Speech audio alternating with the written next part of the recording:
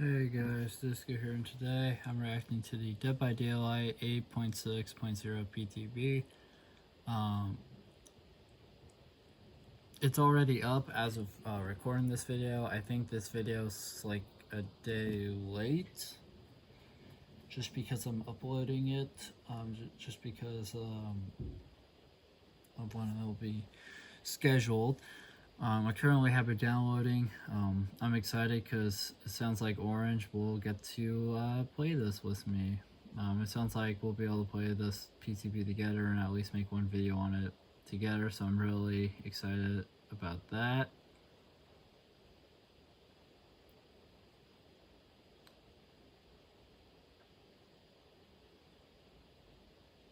So that's exciting, but let's do this.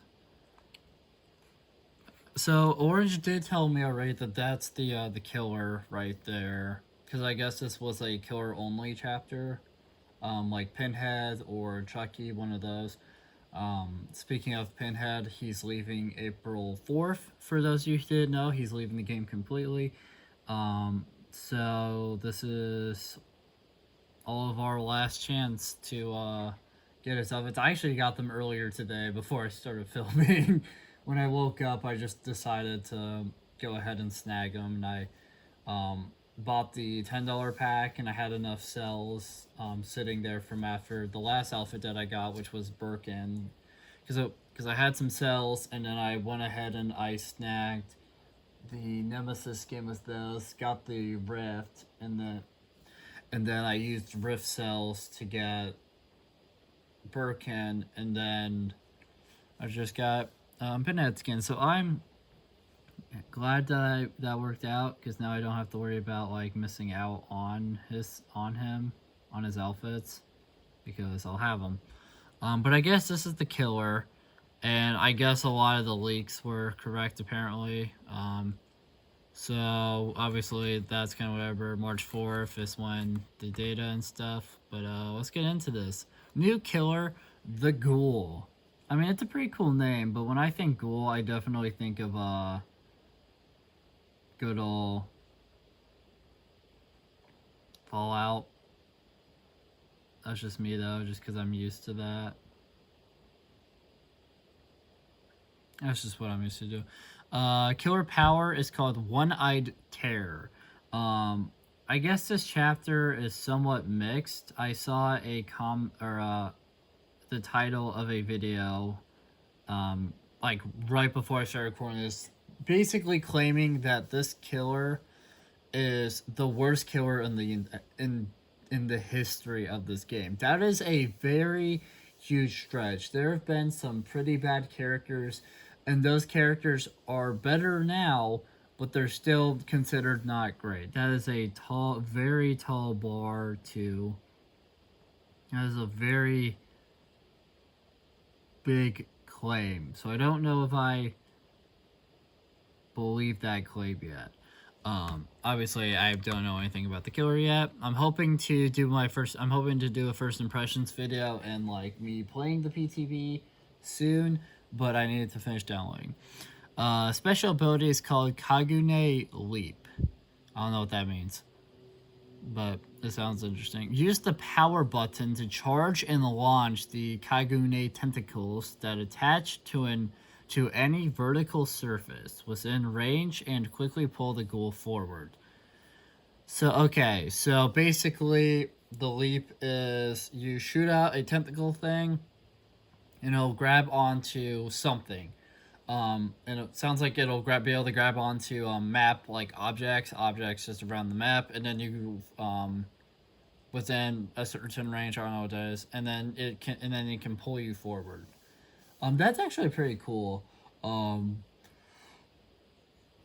guess if like you're like trying to chase a survivor and they're like super far away, I could see that definitely being like really useful in that situation, because you can just like pull yourself, forward a bunch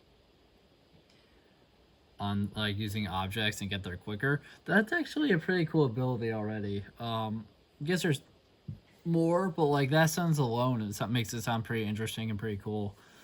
After After completing a leap, the ghoul has a window to perform a second consecutive Kagune leap or put Kagune leap into cooldown by using the active ability button. Oh, that's cool. So he can do multiple, sort of like Wesker's Virulent Bound, where you can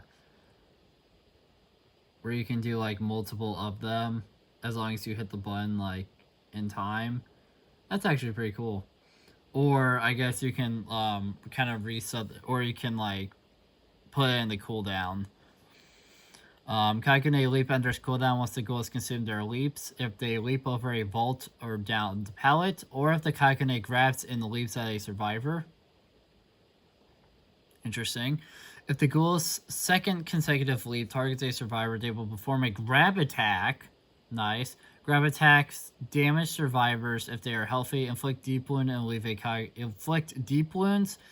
and leave a Kagune mark. Performing a grab attack also triggers enraged mode. So already this killer sounds interesting. They kind of sound like an Oni or like a Billy in the sense of like they start off like one way, but then when you when you trigger their abilities, they kind of enter like another mode, or I guess singularity as well. They didn't explain much about him though. Never explained what the Kagune mark is or like what that'll do. They never explained that or how to deal with it or anything like that. I don't know if that's coming up or if that's just not going to be explained in this. Be kind of weird if it wasn't, but you never know with them. You never know with behavior sometimes. Sometimes they make weird decisions like that. But I mean, the killer already, like, from just Kagune Leap sounds interesting. Not necessarily the best, but he sounds interesting. And that's all that you can really ask for was, like, killers in the game. And, plus, you know, he's going to be plus, it's a brand new one. Special ability Enraged mode. While enraged, the ghoul can perform up to 3 consecutive Kagune leaps and can leap over vaults more quickly if they launch their Kagune at a survivor. Enraged mode remains active while there are survivors inflicted with Kagune mark. Marked survivors will lose their mark if they are fully mended or if they are downed. Okay, so that explains it. So you have to mend or get fully downed to lose the mark. Depending on like if it applies deep wounds or not to get the mark, I could see that taking a while. Not gonna lie. But even then, they did change how deep wound works. Like also during this PTB, which is interesting. So, you know. The ghoul cannot grab attack mark survivors. Okay, so if you try to grab attack somebody and they have the mark, it's just not going to work, I guess. That's interesting.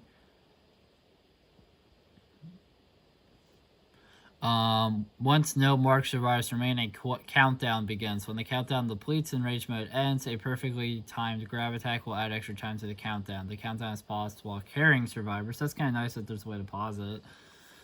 New killer perks. So we got, oh hey, new hex perk. Nothing but misery. After you damage survivors 888 times, that could change eventually.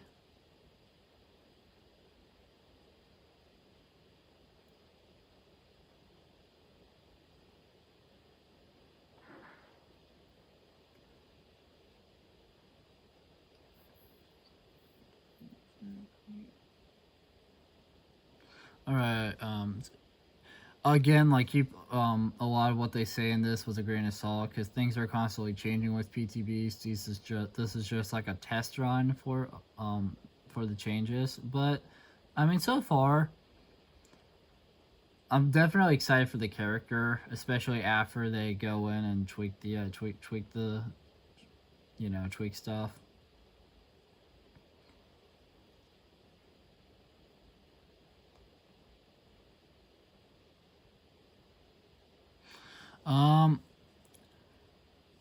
A dual totem becomes a hex totem. Okay, interesting. So you have to damage survivors 8 times and then to make it appear, I guess. Cursing all survivors. When you damage a survivor with a basic attack, they gain 5% hindered for 10, 12.5, 15 seconds. This effect lasts until the next hex totem is cleansed. So basically, you become hindered, which I believe like makes you slower and some other stuff. And then it also for like a number of seconds, and then it lasts until it's good. So I guess anytime you damage the survivor, that survivor will gain the hindered, and so it's interesting. I don't know how useful it'll be. It's always hard to tell early on. I mean, it sounds interesting for sure, like right now, but I'm just not sure how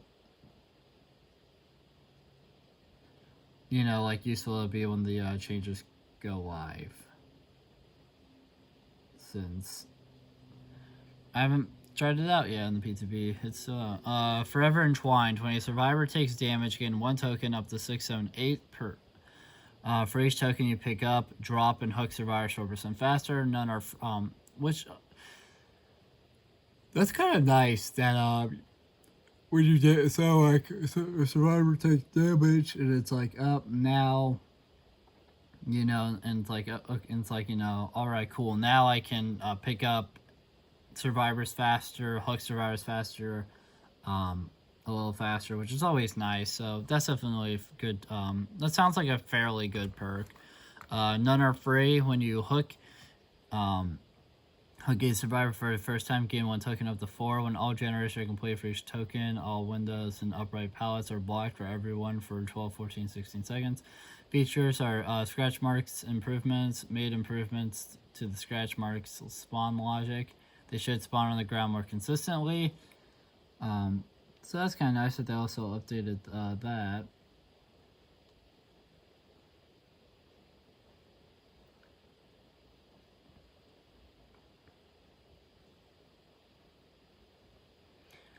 Surrender option.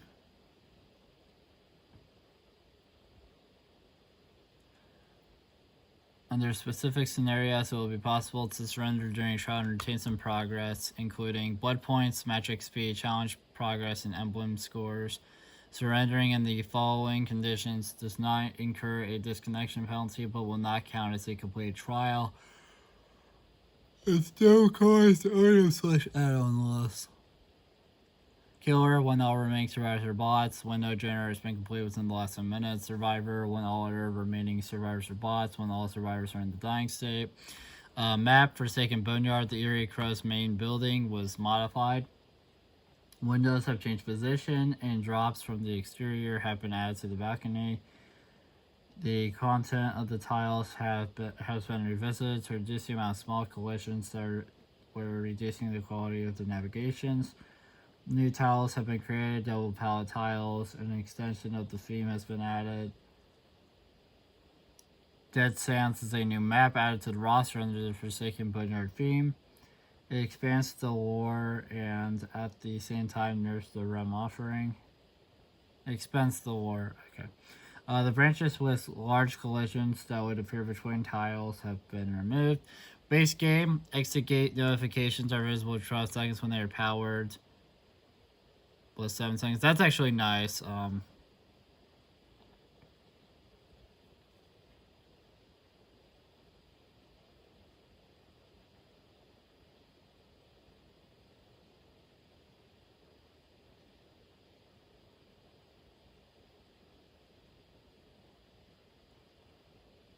What else we got? Survivor blood point balancing. Oh yeah, I vaguely. Yeah, that's right. They mentioned that they were going to do something with blood points. Increased safe hook rescue score event to 12,005 to 1,250 was 500. That is a huge buff in terms of more fucking money. Increased heal no medkit score event to 750 was 500, so more money. Increased heal medkit score event to 1,000 was 750. Increased heal self score event to 750 was 300. I kind of hope they keep the blood points. So a lot of new players. So blood points are a mixed bag because some players are like, a lot of people were like begging them to increase like blood point output, which is exactly what the sounds to be doing so far.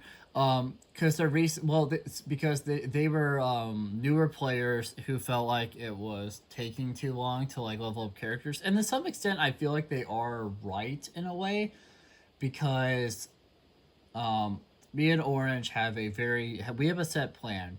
The set like both of us have a very similar plan, a little different, but still where we're both gonna try to get the prestige outfits, so the blood, the bloodied versions of the characters, and then we're going to try to also get those perk charms, and then once the new prestige um, things that they vaguely talked about, and the quality of life stuff, we want to try to get those. But yeah, it has been taking a while. Like my current plan is to prestige to every killer, with the exception of maybe Houndmaster, because I still do not own the Houndmaster. I don't have that chapter still. I currently have all of them up to. I currently have the large majority of them done, but it's still taking a while. And then of course I have Survivor. I'm wanting to work on the survivors as well after I get all the killers done. So this is nice because this will give more um, blood points by the sound of it. So, um, I guess playing Survivor will actually give you even more blood points. I don't. I'm assuming that Killer will probably get some updates to their scores as well later on when I keep reading. But already this sounds amazing. Increase dual totem cleansing score event to 1,500 was 1,000. Increase chase escape score event to 750 was 400. Increase repair score event to 2,000 was 1,250. Increase gate open score event to 2,000 was 1,250. Increase chest unlock score event to 750 was 250. So that's a pretty huge jump. A lot of them are pretty huge jumps, which is nice. Increased Killer Grasp Escape Score event to 1,250 was 500. Increased Obsession Escape Score event to 2,000 was 1,500. Increased Chase Score event to 50 seconds was 40 seconds. So 50 a second was 40 seconds. So that's kind of nice too. Increased Good Wiggle Skill Check Score event to 50 each was 25. Increased Great Wiggle Skill Check Score event to 100 each was 50. So that sounds pretty nice. The following score events have been moved to a different category. So dropping a pallet now awards survival points was boldness. Stunning the killer now awards survival points was boldness. Cleansing a dual totem now awards survival points was boldness. And then cleansing a hex totem now awards survival points was boldness. Deep wound. Decrease the time it takes to mend your own deep wound to 10 seconds was 12 seconds. Decrease the time it takes to mend another survivor's deep wound to 6 seconds was 8 seconds. Killer updates. The Legion decreased fatigue duration to 2.5 seconds was 3 seconds. Increased movement speed duration during fatigue to 2.3 meters a second was 2.07 meters a second. Increased duration of Feral Frenzy to 11 seconds was 10 seconds. Decreased Feral Frenzy cooldown to 15 seconds was 20 seconds. Increased bonus movement speed gained per hit during Feral Frenzy 0.24 meters a second was 0.2 meters a second. The Legion add-ons, the Merle Sketch add-on now grants an additional 0.08 meters a second movement speed per hit was 0.1 meters a second. The Mischief List add-on now increased Feral Frenzy duration by 1 second was 2 seconds. The Xenomorph. A lot of people are saying he sucks. His changes sucked. In the developer update, I learned. You even got a comment on my video reacting to that about it. Orange actually kind of explained it to me because I didn't fully understand like what people were talking about, just because I don't play Xenomorph ever. Well, neither of us do. Orange is expecting to not even play him very much, depending on how the final changes for him are.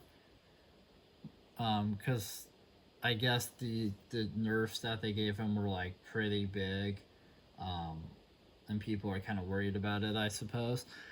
just I think just tell them your feedback and we'll see what they do. Increase the tail attack charge time to 0.35 seconds was 0.2 seconds. Increase the tail attack charge volume for survivors. Decrease the missed tail attack cooldown 2.5 seconds was 3 seconds. Increase killer instinct range when exiting a tunnel to 16 meters was 12 meters. Decrease the time it takes to exit a tunnel to 1.5 seconds was 2.25 seconds. Increase the amount of fire required to burn the xenomorph out of crawler mode to 175 was 100. Increase the delay before heat begins to dissipate to 15 seconds was 1 second. Decreased the rate at which heat dissipates to 2 per second was 25 per second. The xenomorph add-ons. The Drinking Bird add-on now increases the duration of killer instinct after exiting a tunnel by 3 seconds was 7 seconds. The Ashes Innards add-on now increases the respawn. The respawn time of remote flame turrets by 15 seconds was 10 seconds. The Light Wand add-on now increases the downtime of remote flame turrets after exiting a tunnel by 3 seconds was 1 second. The Bolted Skin add-on now cause survivors who will deploy a remote flame turret to become exhausted for 30 seconds was 3 seconds and no longer inflicts hindered. The Harpoon Gun add-on now causes survivors further than 60 meters was 24 meters to be revealed when hitting a survivor in 30 seconds was 10 seconds after exiting a tunnel. The Emergency Helmet add-on now increases resistance to remote flame turrets by 15% was 35%. The Good Guy decreased Heidi Ho cooldown to 12 seconds was 14. Decreased the time it takes to reach max speed at the start of Slice and Dice and after scampering a window or pallet. Tear radius increased the Hillbilly and the Blast radius to 40 meters was 32 meters. Decreased the Pigs, Ghostface, and Skirmishers radius to 24 meters was 32 meters. Killer perks, Alien Instinct. The increased aura reveal duration to 8 seconds was 5 seconds. Increased oblivious duration to 40, 50, 60 seconds was 16, 18, 20 seconds. Deathbound.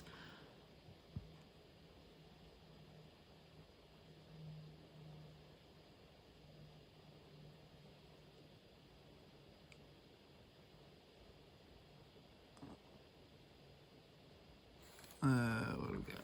Alienness increase aura reveal duration to 8 seconds was 5 seconds.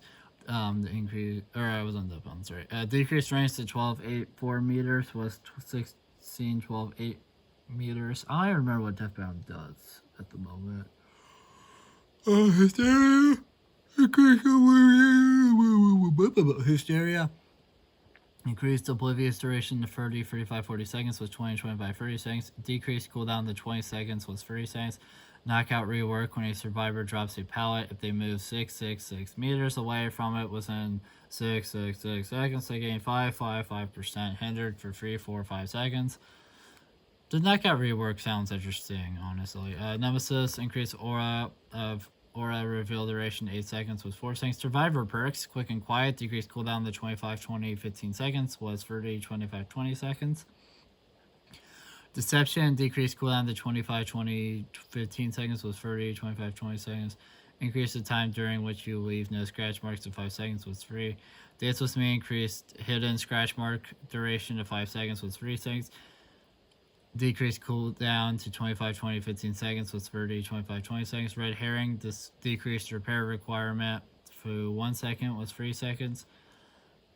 Decreased cooldown to 25, 20, 15 seconds was 30, 25, 20 seconds. Loadouts. Equipped elements now show units into left counter. Bot improvements. Survivor blast now correctly strafe when aimed by a killer's first range attack. Survivor blast are now less interested in chest and will try to steal it to without fire. Survivor blast into blockers. Try to correct the flashbang. Bug fixes audio. Fixed an issue where the effect on the unknown's voice was missing in the lobby. Fixed an issue where Leon Kennedy's DSO agent outfit would use Carlo Oliveira's voice.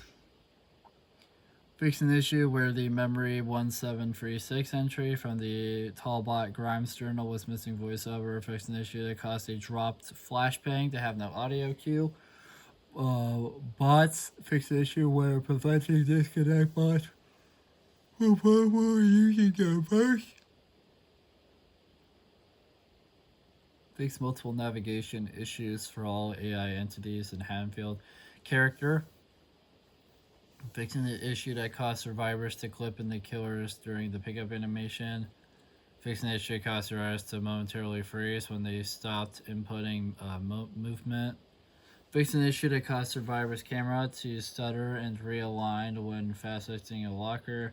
Fixing the issue that caused part of the Deathslinger's reload animation to be skipped. Fixing the issue that caused the animation of missing a basic attack to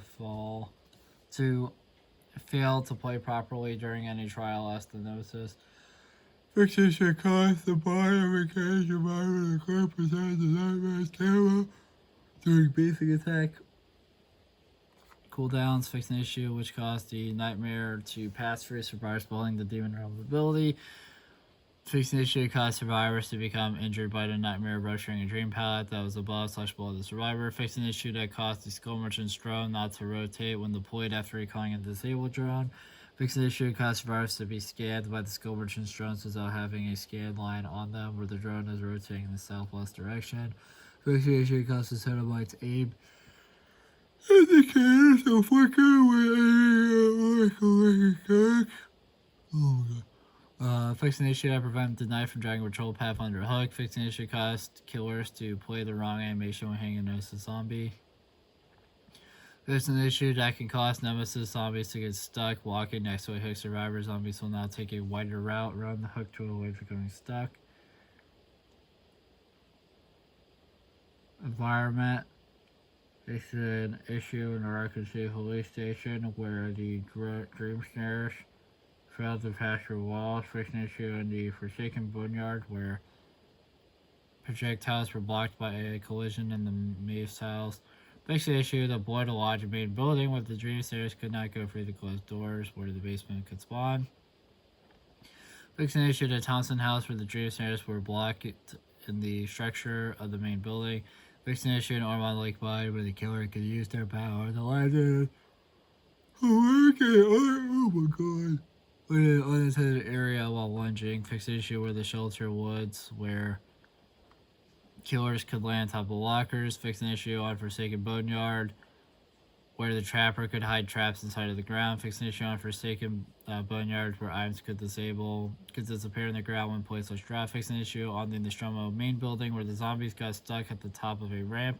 Fix an issue on the Temple of Purgation mausoleum structure where zombies would get stuck walking around the structure. On the map, the stairs one fixed devices that would not allow the nurse to blink through. Some walls that previously prevented the nurse from blinking through are now fixed in the McBowen estate. Fixing the issue of items clipping in the ground fallen to be picked back up around the clock tower in Midwich Elementary School. Fixing the issue where the fence wall would fade out during the Maury animation in the vat room of Gideon knee plant. Fix a collision issue on Grind Pantry where a survivor could be stopped by a ground rock on the hill. Fix an issue of the camera clipping into assets during the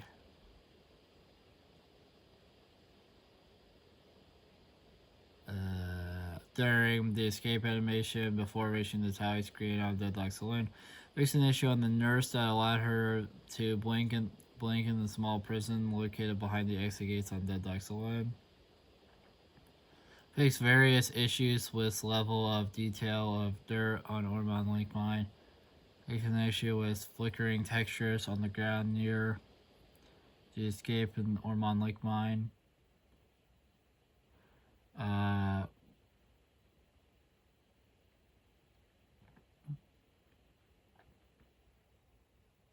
Fix an issue which made flickering textures visible in a crate on Ormond Lake Mine.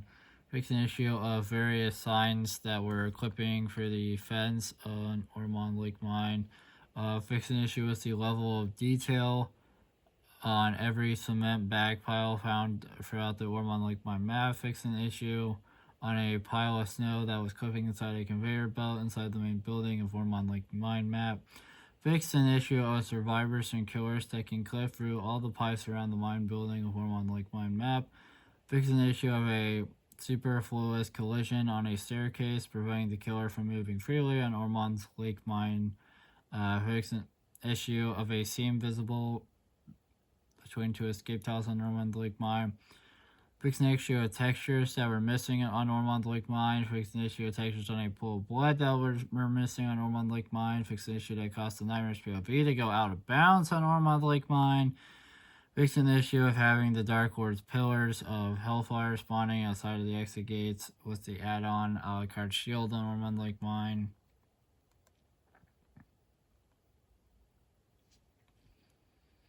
Oh my god, it never ends. Fixed an issue of an invisible collision that hinders navigation for survivors and killers on the stairs to the main building and Temple Landing. Oh my god, it never ends. This is the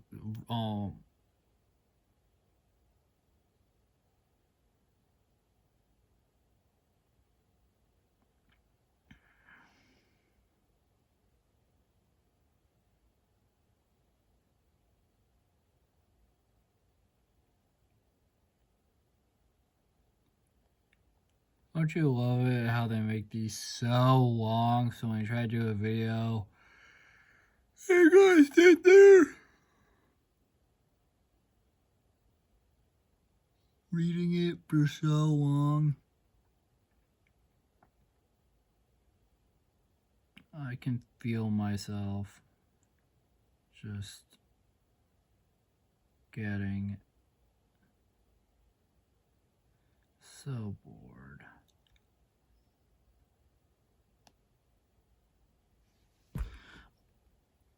Fix an issue, or the one that's right. Fix an issue of a gap available at the outer edge of the escape tile on Borgel map. Fix an issue in farm where the Dark Lord can stand on the doorframe of the farmhouse when he gets bat for.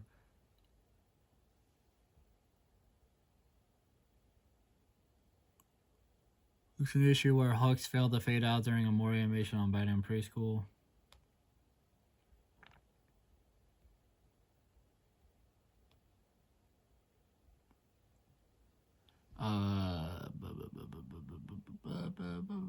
Fix an issue with the Nightmares Dream Stairs that failed to go through most of the walls of the closed classrooms in the main building on Batman Preschool.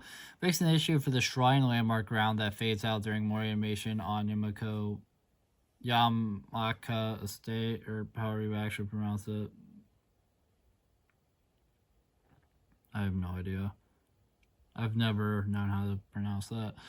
Fix an issue for the nurse that allowed her to blink behind a wall on tile east wing of Raccoon City Police Station. Fix an issue of collision that allowed players to walk onto a mop trolley on Raccoon City Police Station. Fix an issue for the nurse that allowed her to blink through a wall of the industrial wreckage and become stuck. Fix an issue on the basement floors and walls on Batman Preschool that was fading out during the morning animation, allowing to see out of the world. Oh my god, I can see the end of this section, but it's so far away.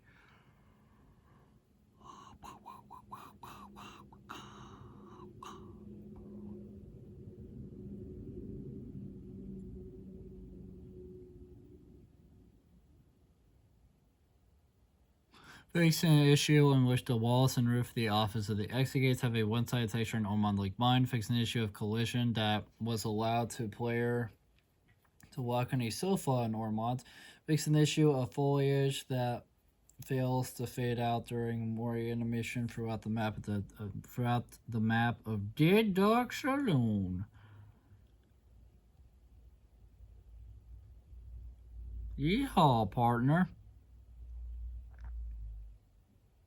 Fixing the issue where we could see out of world on the entrance to the Killer Shack during more animation on Midwich Elementary School.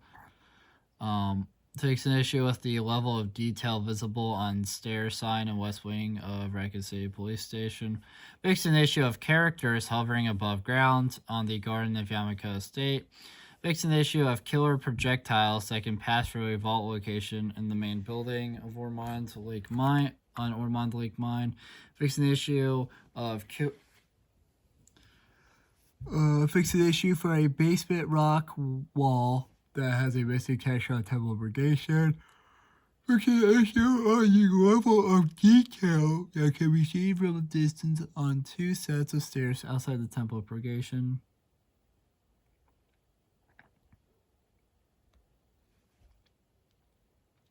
Fix an issue of the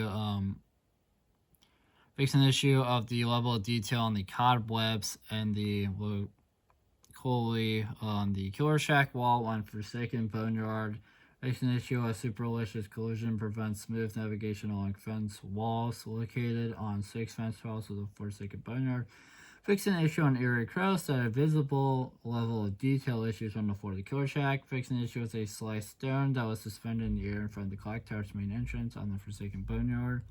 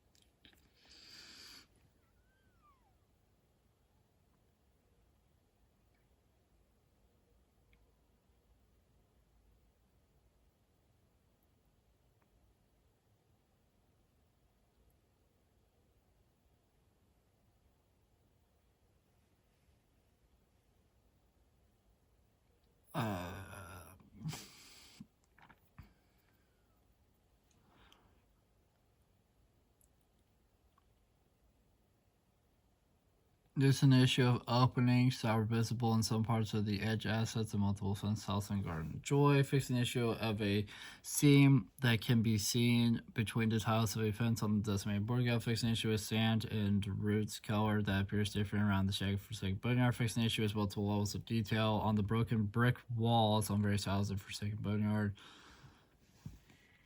Oh my god, I've been here for 37 minutes, jeez. And I'm still reading, huh? I'm still sitting here reading.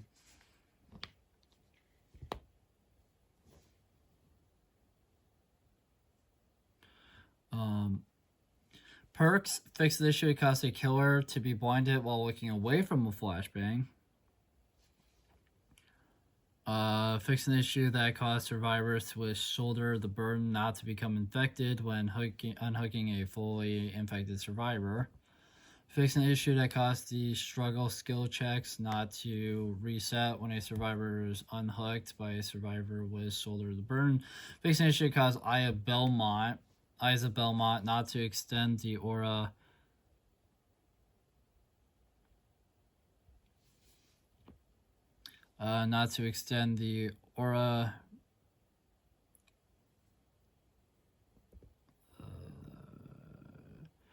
extend the aura ring of 2 seconds to other aura ring perks. Fix an issue that caused the aura of broken pallets to be displayed when equipped with power struggle.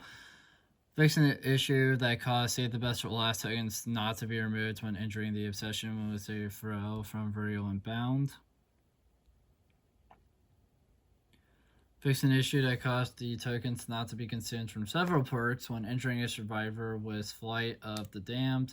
Fix an issue that caused the tokens not to be consumed from several perks when entering a survivor with a dream palette.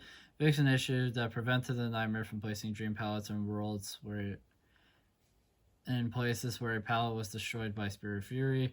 Platform. Fix an issue that showed an incorrect message when Steam is down. Fix an issue that caused a crash randomly because of RTM on PS5, on P5, on PS, or PlayStation, PS, yeah. Oh my god, we're almost to the end, boys. Here we go. I feel bad that I always it's a struggle for me to get through. Like I enjoy making the videos, but I just can't sit here and reading these, for super long. I get too bored, which is why like I'm yawning all the time in all of these videos. But it's nice when you get to the end because it means that you're almost there. You're almost done with reading. Then I can give like my final thoughts. Get the video all ready to go, and then I can just not have to worry about reading stuff for a bit, which is nice. UI, fix an issue where the epilepsy warning warps, fix a potential crash issue in the lobby, fix an issue where arrow buttons in the Tum collection was not working after zooming in on the illustration. Fix an issue where the survivor's mending bar appears where it has previously been mended if it gets deep wound status while sprinting. Fix to display trial. Fix an issue where the fixed to display trial character when the owned filter is applied. Fix an issue where the name of the killer fails to update while looking for a match. Fix an issue where the wrong perks reveal animation appears while affecting the player in the custom game.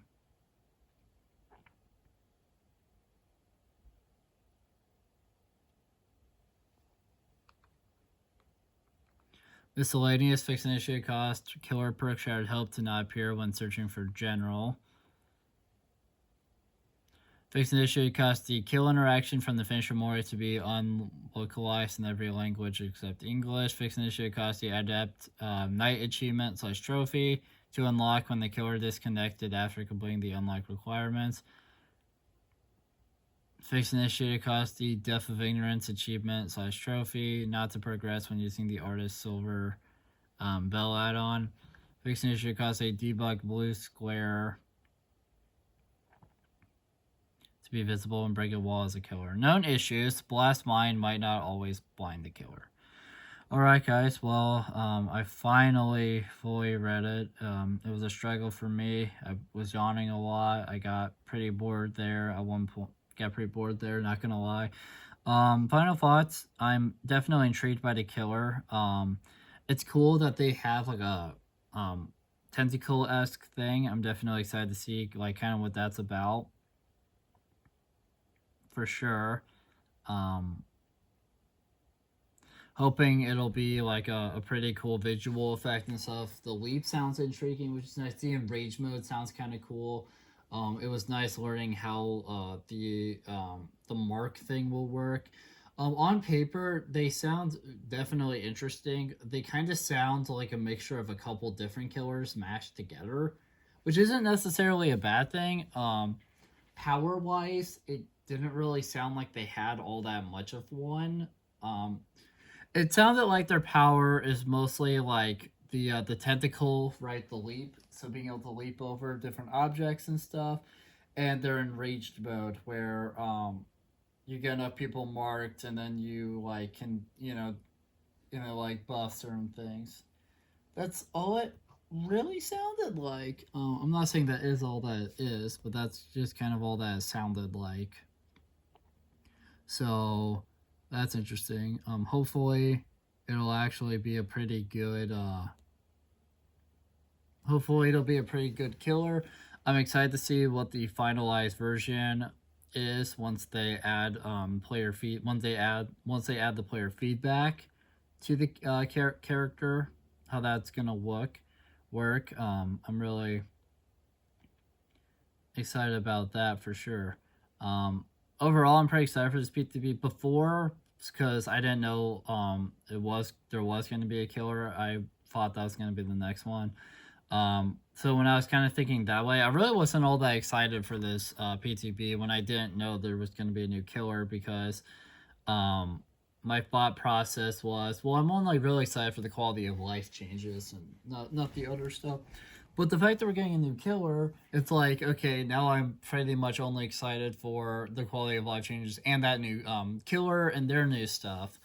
But so I'm really excited to try this out with Orange and get my solo videos going so that way I don't have to worry about those later and all that good stuff.